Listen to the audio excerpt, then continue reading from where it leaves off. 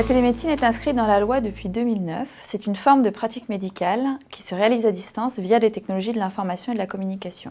La télémédecine permet à des patients isolés ou qui ont des difficultés à se déplacer d'avoir accès à une offre de soins de qualité proche de chez eux. Dans ce cadre, l'Agence régionale de santé adopte une politique assez volontariste, à travers un appel à projet, par exemple, qu'on a lancé il y a 2 ans de ça. 1 million d'euros ont été mis à contribution dans notre enveloppe régionale pour accompagner une dizaine de projets. Et puis au-delà de l'équipement des projets, parce que ça serait sinon finalement une politique un petit peu comme ça de saupoudrage, la volonté d'urbaniser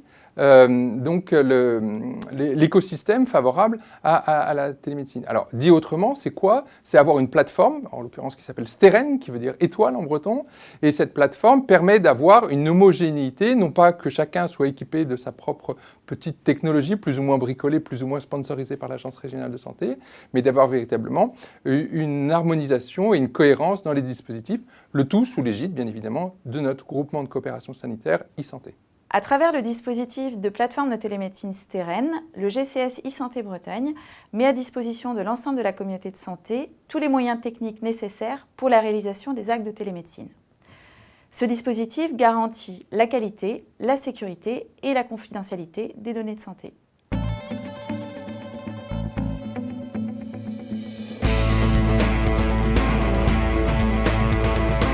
HTLEPSI est un projet de télémédecine porté par le CHGR suite à l'appel à projet régional de l'ARS. Les objectifs du projet, c'est donc de proposer des téléconsultations aux patients résidant en EHPAD. Et la téléconsultation vient en appoint de la consultation classique.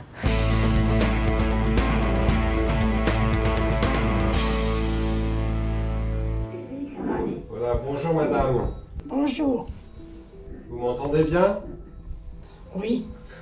Alors, on va faire un petit point. Donc là, vous êtes accompagné de l'infirmière.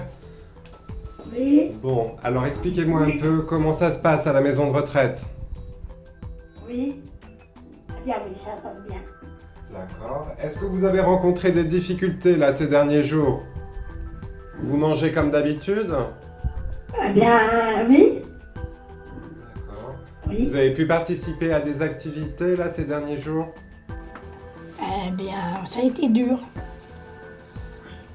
Oui. Vous avez pu en parler à ma collègue infirmière là ces derniers temps? Vous la voyez en consultation? À la maison de retraite, Marie. Ah oui, oui, je la vois, oui.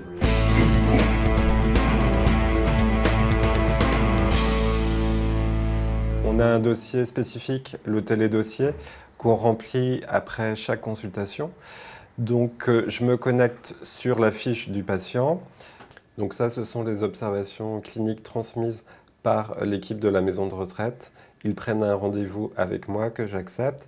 Et de mon côté, je remplis les observations cliniques, je donne mes orientations thérapeutiques. Et puis à la fin, effectivement, je programme le prochain rendez-vous de téléconsultation. Et pour cette dame, ce sera le mois prochain. Tous les résidents acceptent de réitérer ce mode de téléconsultation. Selon leurs propos, ils oublient la technique et n'ont pas l'impression d'être en téléconsultation. Les patients gagnent du temps, c'est sûr, du confort également.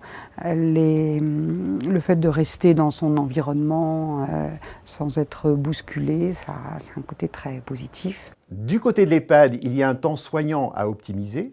Toutefois, les infirmières apprécient de participer aux téléconsultations avec le résident. Un autre bénéfice que je vois, c'est le dialogue en direct avec le psychiatre. Ça permet d'échanger directement. Habituellement, on écrit un courrier, le spécialiste nous renvoie un autre courrier, tandis que là, on peut directement échanger. Ça, c'est très, très intéressant. Et ce qui est intéressant également, c'est que le psychiatre écrit son compte-rendu immédiatement. Il est disponible sur la plateforme Steren et voilà, tout de suite, on peut ajuster un médicament, ajuster notre prise en charge. Ça, c'est quand même très intéressant. Déjà, ce qu'il faut avoir présent à l'esprit, c'est que la télémédecine n'est pas une fin en soi. La télémédecine est un outil au service d'une réponse de différents enjeux. Les principaux enjeux que l'on constate, c'est d'une part un enjeu démographique. un vieillissement de la population et d'une manière conséquente à ce vieillissement de la population, l'émergence de davantage de polypathologies liées aux personnes âgées, première chose. L'évolution des maladies chroniques, deuxième chose. Donc premier enjeu, évolution démographique. Deuxième enjeu, c'est bien évidemment les professionnels de santé. On observe non pas une diminution du nombre de professionnels de santé, mais un regroupement de ceux-ci auprès des plateaux techniques, parce que pour l'exercice de leur art, ils ont de plus en plus besoin d'un plateau technique hautement spécialisé, hautement sophistiqué. Et le troisième enjeu, c'est comment concilier finalement ce que je suis en train de décrire, avec le besoin de proximité. En région, le GCS e-Santé Bretagne accompagne une dizaine de projets de télémédecine au sein des EHPAD. Il y a également des projets qui se développent sur les îles et en prison.